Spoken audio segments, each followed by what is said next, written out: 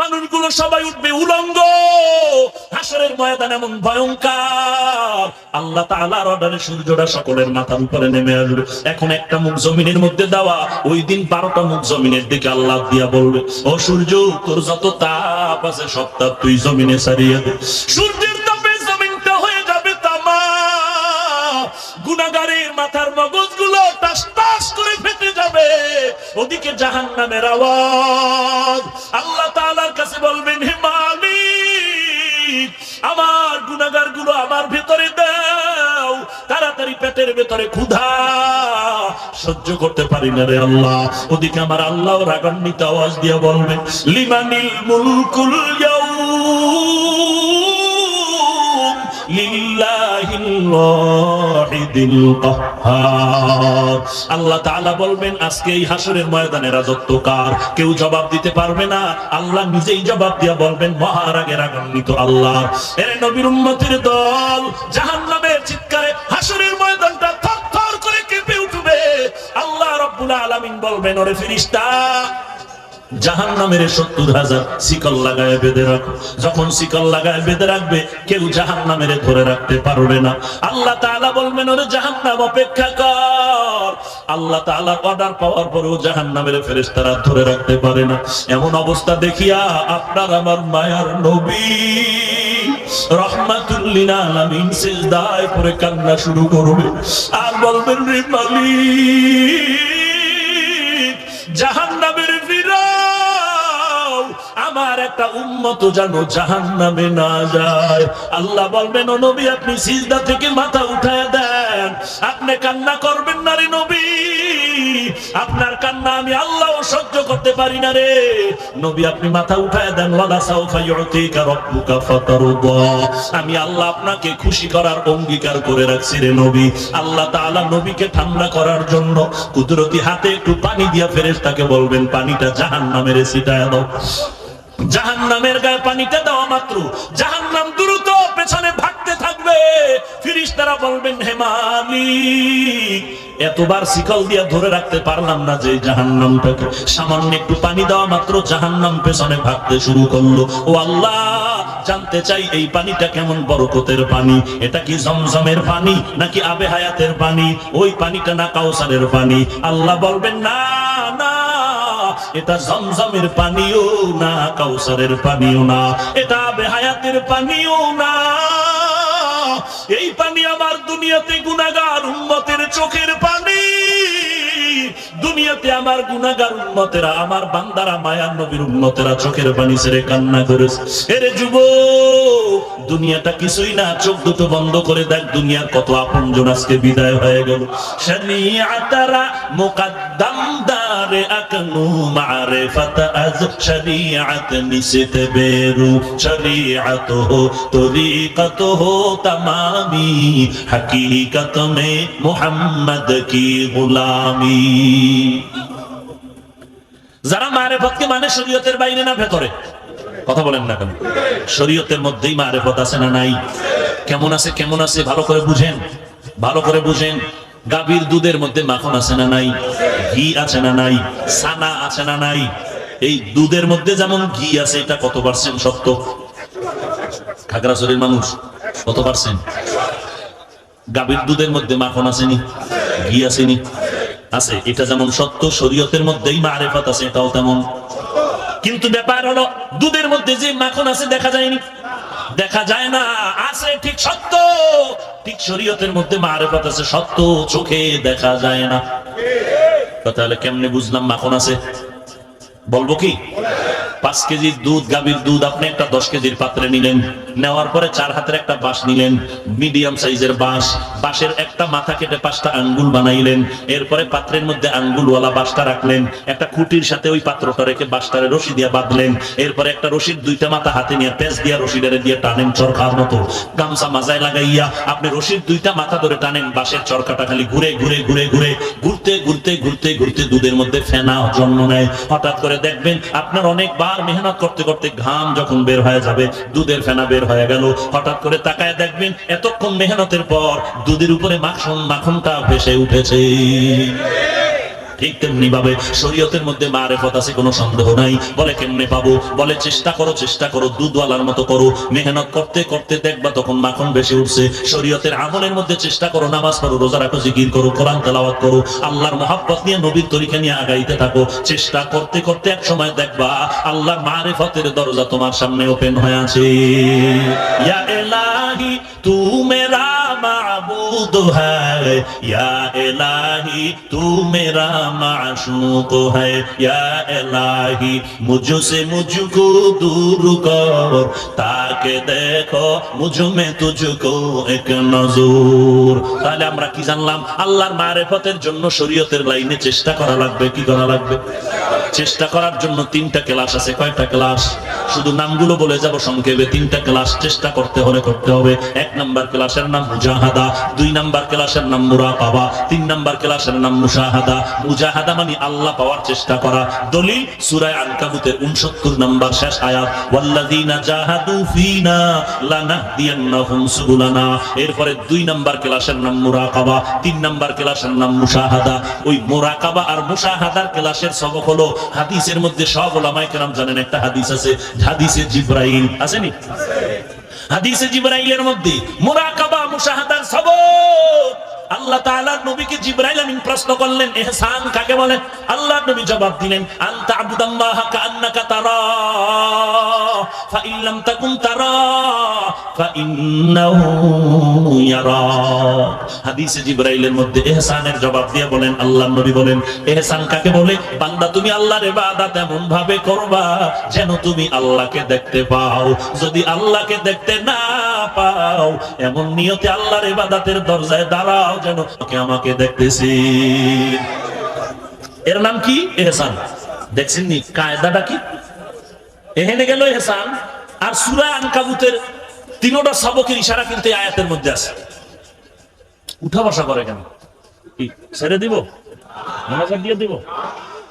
দেখছেন একটা লাইনে আসতেছি, আমি এটা সহ্যই করতে পারি না। ভাইরা আমার একটু খেয়াল করেন, হাদিসে জিবরাইলের মধ্যে কি জবাব দিলেন নবী ইহসানের? ইহসান কাকে বলে? বান্দা আল্লাহর ইবাদত করবে যেন আল্লাহকে বান্দা নিজে দেখে, এই নিয়তে। অথবা যদি আল্লাহকে দেখতে না পায়, এতটুকু খেয়াল করবে আল্লাহ আমাকে দেখেন। এর নাম কি? ইহসান। দেখেন আয়াতের শেষেও কিন্তু ইহসানের সবক, ওয়া ইন্নাল্লাহা লামাআল মুহসিনিন। মুহসিন কারা? যাদের মধ্যে ইহসান থাকে। ইহসান কাকে বলে? যেই বান্দা আল্লাহকে দেখে ইবাদত করে অথবা আল্লাহ দেখতেছেন মনে করে ইবাদত করে, এ হলো মুহসিন। আর মুহসিনের সাথে কে আছেন? কথা বলেন না কেন? তাহলে চেষ্টার সবক ক্লাস 3টা, মুজাহাদা, মুরাকাবা, মুশাহাদা। মুজাহাদা হলো ওয়াল্লাযীনা জাহাদু ফীনা লানাহদিয়ান্নাহুম সুবুলানা। মুরাকাবা মুশাহাদার সবক ওয়া ইন্নাল্লাহা লামাআল মুহসিনিন। একই আয়াতে 3টার সবক আছে। আর এই 3 ক্লাসে বান্দা যদি কামিয়াব হতে চায় 3টা গুণ লাগবে। কয়টা গুণ লাগবে? সব ছাত্র কি পাস করেনি? হ্যাঁ, খুব সাবধান। সব ছাত্র কিন্তু ভালো নাম্বার পায় না। এর মুমিন আল্লাহর মারিফত অর্জনের জন্য তোমার কাজ হলো চেষ্টা করে যাও। 3টা ক্লাস করো। 1 নাম্বার ক্লাসের নাম মুজাহাদা, 2 নাম্বার ক্লাসের নাম মুরাকাবা, 3 নাম্বার ক্লাসের নাম মুশাহাদা। আমার আয়াত 69 নাম্বার আয়াত সূরা আনকাবুত। এই আয়াতের মধ্যে 3টার সবক দেওয়া আছে। মুজাহাদার সবক প্রথম অংশ, দ্বিতীয় অংশ বললেন আল্লাহ তাআলা মুহসিনের সাথে আছেন। মুহসিন কারা? যাদের মধ্যে থাকবে ইহসান। ইহসানের গুণ। ইহসান কাকে বলে? হাদিসে জিবরাইলের মধ্যে আছে, যারা আল্লাহকে দেখে দেখে ইবাদত করে অথবা আল্লাহ দেখেন মনে করে ইবাদত করে, এরা হলো মুহসিন। এর নবীর উম্মতের দল। এই 3টা ক্লাস যদি তুমি কামিয়াবির সাথে অতিক্রম করতে চাও, 3টা গুণ লাগবে। কয়টা গুণ? 1 নাম্বার গুণের নাম হলো আদব। বেদ্যপ জীবনে এই ক্লাস করতে পারবে না। যে কয় মারেফত বলতে কিছু নাই, ও ক্লাসটা করবে কি? হ্যাঁ, যে কয় হাটাজারির হুজুর কাফের, এর মধ্যে কি পরিমাণ আদব আছে? যে বলে ইমাম আবু হানিফা মুশরিক, এই আশেকের মধ্যে কি পরিমাণ আদব আছে? যে বলে খাজা মাইনুদ্দিন গাঁজাখোর, নাউজুবিল্লাহ, ইয়ে না নাকি আপনার ওই পক্ষের দালাল? আওয়াজে তো বোঝা যায় কিছু কিছু দালাল। মদিনার দালাল হও, কাজে লাগবে। মদিনার দালাল হও। কার দালাল হতে চাও? মদিনার নবীর দালাল হয়ে যাও, নবীর আদর্শের মালা গলায় লাগাও। আমি আমার পীরকে মানি, ইমামরে মানি, একটা শর্ত আছে আমার আল্লাহ আপন, নবী আপন, কোরআন আপন, সুন্নত আপন। আমি আমার পীরকে মানি যদি আমার পীর আমার নবীর সুন্নত মানে। যদি দেখি আমার পীর আমার নবীর সুন্নত মানে না, আল্লাহর কসম আমি আমার পীরেরও মানি না। এই কথা সবাই একমত? সবাই একমত? আমি আমার পীরকে মানবো কতক্ষণ পীর আমার নবীর সুন্নাত মানবে। কি বুঝলেন? আমি পীর বিরোধী। ওরে যারা বলে পীর মুরিদি হারাম, আমি বলি তারা ভণ্ড। পীর বিরোধী মানে আমি টাটকা পীরের মুরিদ বেটা, তবে ভণ্ডের মুরিদ নয়। ভাইরা আমার, কে বলেছে আল্লাহওয়ালা পীর মুরিদি হারাম? উল্টা পাল্টা কথা বলিয়া নিজের কপালটারে নষ্ট করিও না। কত বড় আদব থাকলে বলে খাজা মঈনুদ্দিন চিশতি গাঞ্জাখোর, কত বড় ভেতরে আদব থাকলে বলে সিলেটের মাজার গাঞ্জার মাজার। হ্যাঁ, কত বড় আদব রে ভাই। বড় দুঃখ। মুসা নবীর একটু ঘটনা আছে, 1 মিনিটে বলবো কি? মুসা নবী একদিন আল্লাহর কাছে আরজি পেশ করলেন, আল্লাহ ফেরাউন কম জ্বালান আমারে জ্বালায় না, সহ্য করতে পারি না, তুমি কি পারো না ফেরাউনের ঠাডা দিয়া মাইরা ফলাইতে? আল্লাহ তাআলা জবাব দেয়, ও মুসা, আমি আল্লাহ কোন বললে ফায়াকুন হয়ে যাবে, আমি আল্লাহর ক্ষমতার একটা সেকেন্ড কোনো বাদ নাই। তবে মুসা বলো, এই ফেরাউনের কে বানাইলেন? আপনারা ঘুমাইতেছেন? ফেরাউনের কে বানাইছেন? মুসা নবী বলেন, আল্লাহ আপনি। ও মুসা, এই ফেরাউনের খানা কে দেয়? এই ফেরাউনের সূর্যের আলো কে দেয়? আল্লাহ বলেন, মুসা, যেই ফেরাউনের বানাইলাম আমি আল্লাহ, যেই ফেরাউনের খানা দেই আমি আল্লাহ, যেই ফেরাউনের সূর্যের আলো দেই আমি আল্লাহ, ওই ফেরাউন আমার দেওয়া বাতাস, আমার দেওয়া পানি, আমার দেওয়া নিয়ামত খাইয়া আমি আল্লাহকে গালি দেয়। ওই ফেরাউন তুমি মুসাকে গালি দেওয়া কোনো ব্যাপার না। যেই ফেরাউন আমারটা খাইয়া আমারে গালি দেয়, ওই ফেরাউন না মুসারে গালি দেওয়া কোনো বিষয়?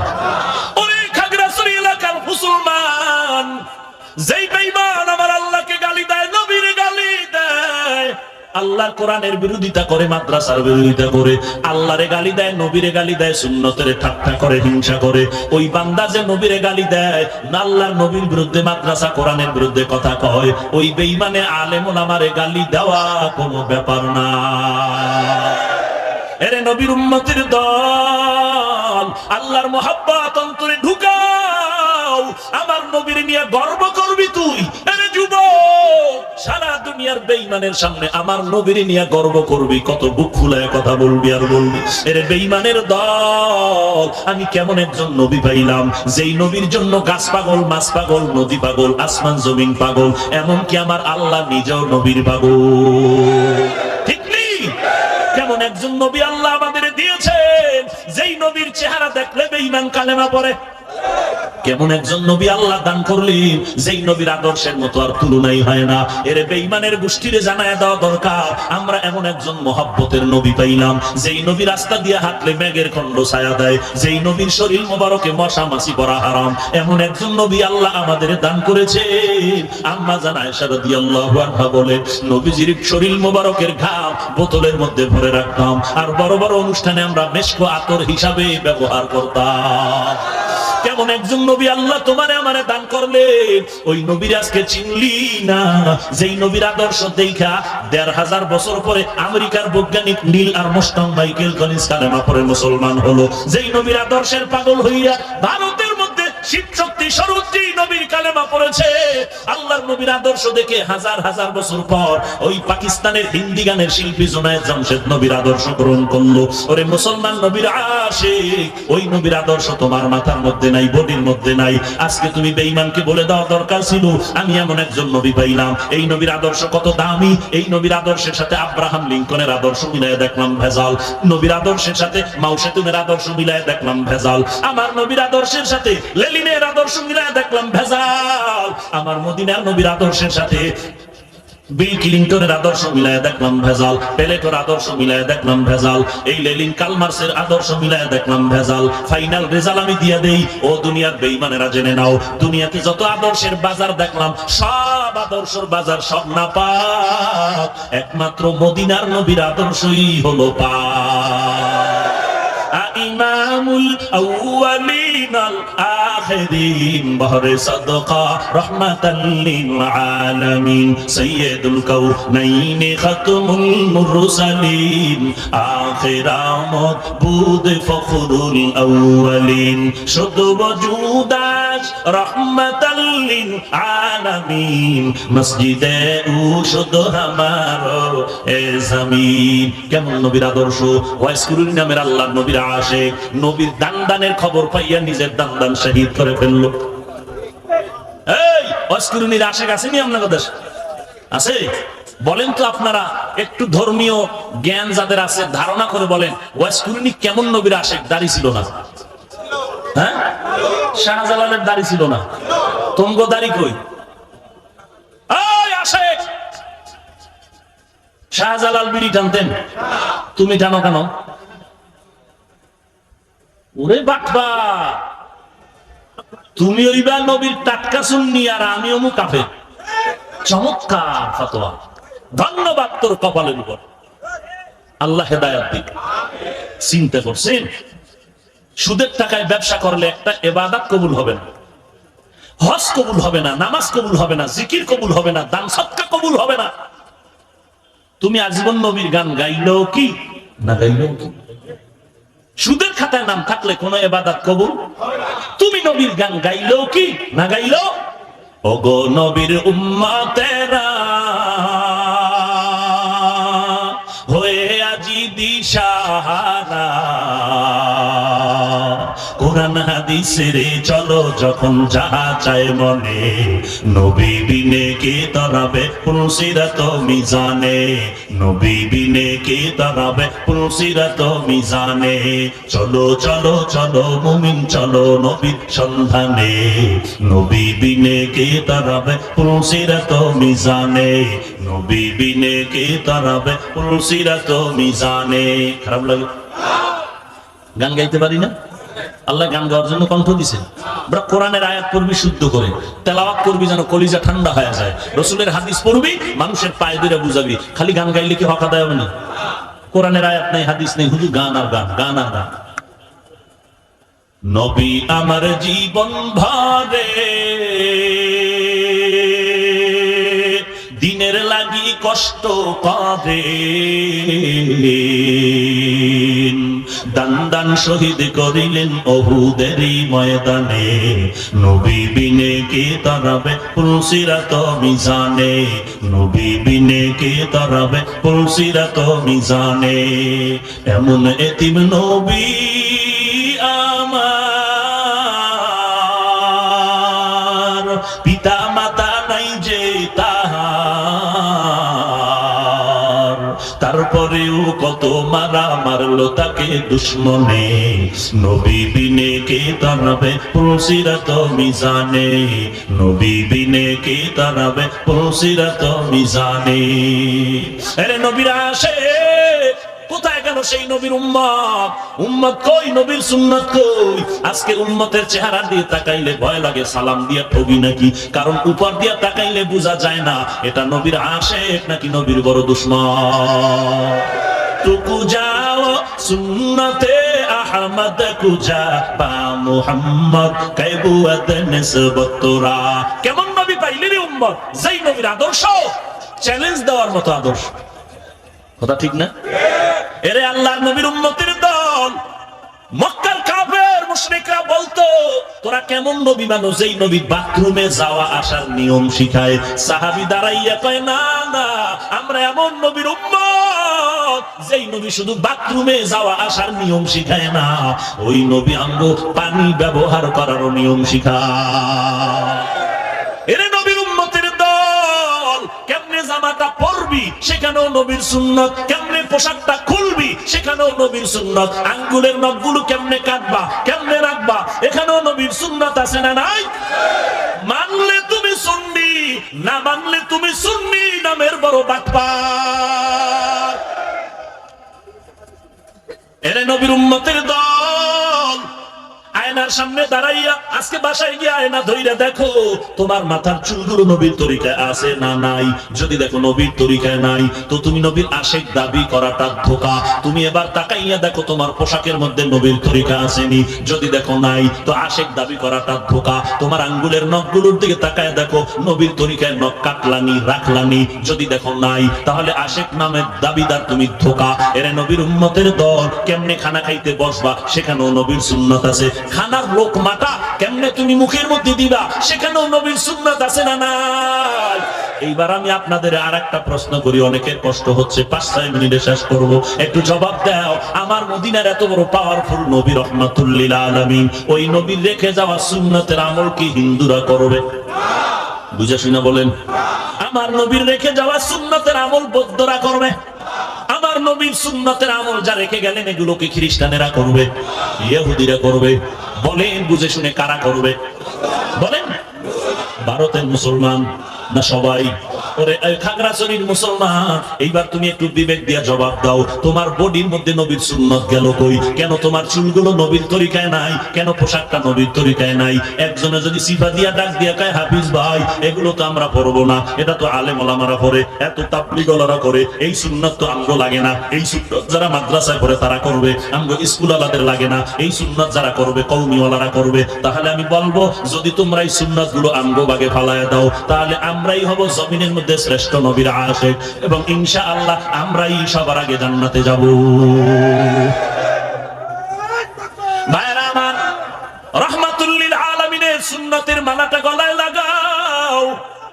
বলো খাগড়াছড়ির মুসলমান, এতক্ষণ আমি আপনাদের সামনে যে চিল্লাইয়া বয়ান করলাম, বলেন আমি কোন পীরের দালালি করলাম নাকি? আমি কি বলেছি অমুক দরবারে যাও? আমি সবাইকে কথার ফাইনাল একটাই বললাম, তুমি যেই দল করো, যেই লাইনে থাকো, ভালো করে মনে রাখবা আমার আল্লাহ আপন, আমার নবী আপন। এরপরে এর সাথে যারা থাকবে তারা আপন, যারা নাই তারা দুশমন, আপন নয়। এরপরে ভালো করে খেয়াল করো, দুনিয়াতে আসছি যে হালাতে, যাওয়ার হালাতটাও সমান। যখন সবাইকে কবরে রেখে সবাই চলে যায়, যাওয়ার বেলায় কবরের মধ্যে রাইখা যখন চলে গেল, ওই কবরে ফেরেশতা আসবেনি। পিসাবের দায় না, ধনী লোকের কাছে আসবে না, পিস্তল আছে পিস্তল আসবেনি। আসার পরে এরপরে প্রশ্ন করবেনি। জানা থাকলে বলেন কয়টা প্রশ্ন করবে? 3টা প্রশ্ন করবে। পীরের প্রশ্ন আলাদা, মুরিদের প্রশ্ন আলাদা, না সবে? চিন্তা করেন তো, এরে আল্লাহর বান্দা, দুনিয়াতে আসার হালাতটাও সমান, পৃথিবীর থেকে বিদায়ের হালাতটাও সমান। সাদা 3টা কাপড়ের বাসিন্দা হয়ে গেছো, অন্ধকার কবরের সাইজও নাকি পিসাবেরটা 3 হাত লম্বা বড়? হ্যাঁ, এরে নবীর উম্মতের দল, কবরে আসার পরে ফেরেশতারা 3টা প্রশ্ন করবে। ওই সময় কারো কপালে লেখা থাকবে না তুমি তাবলীগ না আলিয়া না কওমিয়া, সবার হালাত কিন্তু সমান। প্রশ্ন 3টা করা হবে। 1 নম্বরে রবের পরিচয় দাও, 2 নম্বরে ধর্মের পরিচয় দাও, 3 নম্বরে রাহমাতুল লিল আলামিনের পরিচয় দাও। তুমি পীর সাহেব না মুরিদ, ইমাম না মুক্তাদি, শিক্ষিত না মূর্খ, আমরা ফেরেশতা জানার দরকার নাই। 3টা প্রশ্নের জবাব আগে দাও। 1 নম্বর তোমার রবের পরিচয় দাও, তুমি কোন রবের রব বলে মানছো? দুনিয়াতে বহু রবের দাবিদার হয়ে দুনিয়ার জমিনে ক্ষমতা নিয়ে বসেছিল, তুমি রব কাকে মানছো বলো, রবের পরিচয় দাও। 2 নম্বরে দুনিয়াতে বহু ধর্ম ছিল, তুমি কোন ধর্ম অনুসরণ করছো জবাব দাও। 3 নম্বরে জমিনের মধ্যে কত জনের আদর্শের বেচা কিনা হইতো, বলো তুমি কোন নবীর আদর্শ মানছো? রাহমাতুল লিল আলামিনকে ইশারা করে বলা হবে। যখন দুনিয়াতে রবকে মানিয়া যারা চললো, যারা বলছে আল্লাহ আমার রব, ইসলাম আমার ধর্ম, নবী আমার আদর্শের প্রতীক, এই অনুযায়ী জীবনটা চালাবে, আল্লাহর কুদরতে তারা ফটাফট জবাব দিয়ে দিবে। আল্লাহ বলবে তাড়াতাড়ি জান্নাতের বিছানা কবরে বিছায়া দাও। আল কবরু রাউযাতুম মিন রিয়াদিল জান্নাহ। এরপরে যদি যারা দুনিয়াতে আল্লাহকে আল্লাহ বলে স্বীকার করে না, মানে না, নবীর তরিকা মানে না, ইসলাম ধর্ম ঠিকমতো পালন করে না, এরা যতবার তাসবিহ নিয়ে মুখস্থ করবে তখন তাদের কবরে কোনো জবাব আসবে না। হা হা লা আদরি, তখন আফসোসের সীমানা শেষ হবে না। আল্লাহ তাআলার কুদরতি অর্ডার হয়ে যাবে, এই বান্দা আমি আল্লাহকে রব বলে মানে নাই, এই বান্দা আমার ধর্ম ইসলামের কবুল করে নাই, এই বান্দা আমার নবীর আদর্শকে আদর্শ বলে স্বীকার করে নাই, তাড়াতাড়ি জাহান্নামের দরজাগুলো খুলিয়া দাও। কবরের মধ্যে জাহান্নামের আগুন একটা নয়, 2টা নয়, 70 থেকে 99টা সাপ। অন্ধকার কবরের মধ্যে আগুন, আল্লাহ নবী বলেন দুই পার্শ্বের মাটির চাপ দেওয়া শুরু হয়ে যাবে। একটা বেতের বাড়ি সহ্য করতে পারো না রে মুমিন, একটু চিন্তা কর কবরের চাপ কেমনে সহ্য করবা। জমিন থেকে 9,30,00,000 মাইল উপরে সূর্য, দিনের বেলা সূর্যের তাপ ছিল, গরম লাগছে, রাতের বেলা নাই, এরপরও ফ্যানের বাতাসেও ঘাম কমে না, ঠান্ডা হয় না। আল্লাহর নবী বলেন আমি মেরাজে গিয়া জান্নাত আর জাহান্নাম দেখে আসলাম, একটা সেকেন্ডের জন্য আমার উম্মতেরা জাহান্নামের আযাব সহ্য করতে পারবে না। কিন্তু কেমন অবস্থা হবে গুনাহগারের, আল্লাহ স্পষ্ট কোরআনের মধ্যে বর্ণনা করেন, ইন্নাল আবরারা লাফি নাঈম ওয়া ইন্নাল ফুজ্জারা লাফি জাহিম। আরে যুবক আল্লাহর গোলাম, একটু চিন্তা করো কবরের কি হালাত। কে তোমার নেতা, কে তোমার আপন, কে তোমার বন্ধু, কোনো পরিচয় নাই। প্রশ্ন তিনটার জবাব দিতে পারলে কপাল ভালো, না দিতে পারলে কপাল বড় খারাপ হয়ে যাও। এরপর নবী বলেন হাসরের ময়দান আরো ভয়ঙ্কর অবস্থা হয়ে যাও। এমন অবস্থা, একই মাঠে কত বন্ধু নিয়ে খেলাধুলা করছিলাম, আজকে অনেক বন্ধু চোখের আড়াল হয়ে গেল। লেখাপড়ার টেবিলে কত বন্ধু বান্ধব নিয়ে আড্ডা করলাম, আজকে অনেকেই নাই। এমন একটা দিন আসবে তুমিও থাকবা না, এই ময়দানে বয়ান চলবে, আমিও থাকবো না। কিন্তু কি নিয়ে কবরের দেশে রওনা হবি রে ভাই? আজকে নবীর আদর্শের মালাটা গলায় লাগাইতে পারলি না, বড় আফসোসের বিষয়। অথচ তোমার মতো যুবক স্কুলে পড়ে, কলেজে পড়ে, এক ওয়াক্ত নামাজও বাদ দেয় না। মনে রে বুঝাও রে মন, তুমি কেন পারবা না? তোমার মতো যুবক র্যাব আর্মি পুলিশ বিডিআরের চাকরি করে, নামাজ ছাড়ে না, আছে না নাই? তুমি কেন পারবা না? তোমার মতো যুবক কোটি টাকার ব্যবসা করে, 1 টাকাও হারাম খায় না, তুমি কেন পারবা না? তোমার মতো যুবক আছে ড্রাইভারি করে, নামাজ বাদ দেয় না, তুমি কেন পারবা না? তোমার মতো যুবক কৃষি কাজ করে, নামাজ বাদ দেয় না, পারবা না, তুমি কেন পারবা না? আল্লাহর কাছে তওবা করো হে মালিক। জীবনে অন্যায় করে করে জীবনটারে নষ্ট করে ফেলেছি, আজকে এই ময়দানে তওবা করলাম, আর জীবনে গুনাহ করব না, নামাজ ছাড়বো না, মা বাবাকে কষ্ট দিব না, দেশ ও জাতির বিরুদ্ধে ষড়যন্ত্র করব না, সহিভাবে কোরআন পড়ে জীবনটাকে পরিচালনা করব, আলেম ওলামাদের বিরোধিতা করব না, কারো গীবত শাকায়াত করে কবিরা গুনাহ আমলনামায় জমা করব না, গলায় ছুরি আসলে মরে যাব, এরপর আর জীবনে আমি অপরাধের দিকে যাব না, নবীর আদর্শ মতো জীবনটা চালাবো। পাক্কা তওবা করার যদি নিয়ত হয়ে থাকে রে বাবা, খাঁটি তওবার নিয়তে দুটো হাত আমার আল্লাহকে দেখায় দাও। আয় আল্লাহ, সবার হাত আপনি কবুল করে নেন, আমাদের তওবা কবুল করে নেন। আমরা তওবার নিয়তে আপনার দরজায় হাজির, আর নামাজ ছাড়বো না রে আল্লাহ, আর গুনাহের কাছে যাবো না রে আল্লাহ, মা বাবার সাথে বেয়াদবি করব না, উলামায়ে কেরামদের সাথে বেয়াদবি করব না। ও আল্লাহ, অন্যায়ের পথ থেকে ফিরে যাওয়ার তওবার নিয়তে হাত তুলেছি, কবুল করে নেন। এই তওবার উপরে মজবুত হয়ে চলার মতো তৌফিক দান করেন, আমিন। আলহামদুলিল্লাহি রাব্বিল আলামিন, ওয়াসসালাতু ওয়াসসালামু আলা সাইয়্যিদিল আমবিয়াই ওয়াল মুরসালিন ওয়া আলা আলিহি ওয়া আসহাবিহি আজমাইন। ইয়া আরহামার রাহিমিন, ইয়া আরহামার রাহিমিন, ইয়া আরহামার রাহিমিন। রব্বিরহামহুমা কামা রব্বায়ানি সগীরা, রব্বিরহামহুমা কামা রব্বায়ানি সগীরা।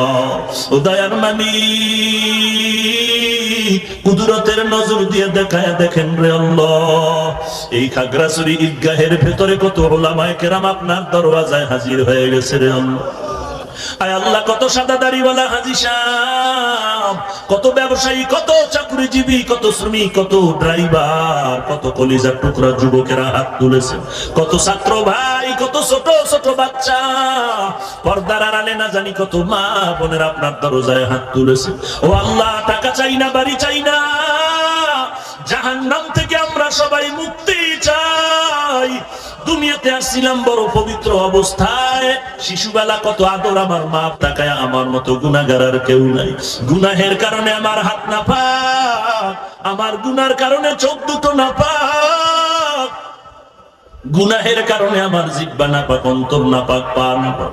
ও আল্লাহ, সব অপরাধ স্বীকার করে আপনার দরজায় তওবার জন্য হাত তুললাম। ও আল্লাহ, তাকায় দেখেন বসারও জায়গা নাই, কত কষ্ট করে বসছে, কত দূর থেকে হেঁটে হেঁটে কেউ গাড়ি ভাড়া করে আসছে রে আল্লাহ। আয় আল্লাহ, দাঁড়ানোরও জায়গা পায় না, কত কষ্ট করেছেন। আয় আল্লাহ, আপনি খালি ফিরাইয়া দিয়েন না, সকলের সিনার ভেতরে হেদায়েতের নূর দান করেন আল্লাহ। হেদায়েতের নূর দিয়া সিনাটারে ভরপুর করে দেন আল্লাহ। আয় আল্লাহ, নবীর আদর্শওয়ালা জিন্দেগি দান করেন আল্লাহ। ও আল্লাহ, সারা দুনিয়ায় শান্তি দান করেন, বাংলাদেশ শান্তির দেশ বানায় দেন আল্লাহ।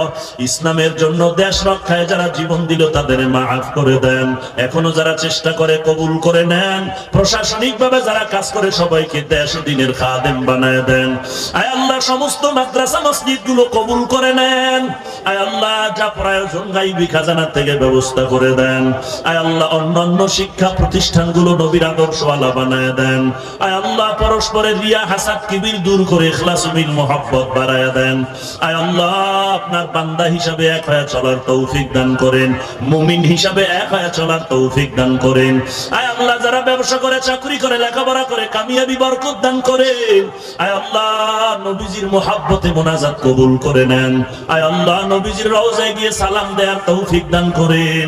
বাইতুল্লাহর গিলাফ ধরে ধরে লাব্বাইক বলে আওয়াজ দেওয়ার তৌফিক দান করেন। আয় আল্লাহ তাআলা, আমাদেরকে খালি ফিরাইয়া দিয়েন না। আয় আল্লাহ, কত বান্দা এখানে আছে যাদের মূল বাড়িতে মা বাবা রেখে এখানে পড়ে আছে, জীবিকার তাগিদে আছে রে মালিক। আয় আল্লাহ, মা আছে রে, বাবা আছে রে, এখানে এতিমের মতো বসবাস করতেছে।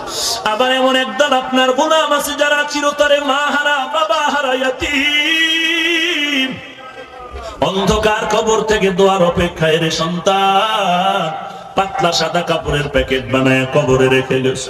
একবারও কি মা বাবার চেহারাটা মনে পড়ে না রে সন্তান?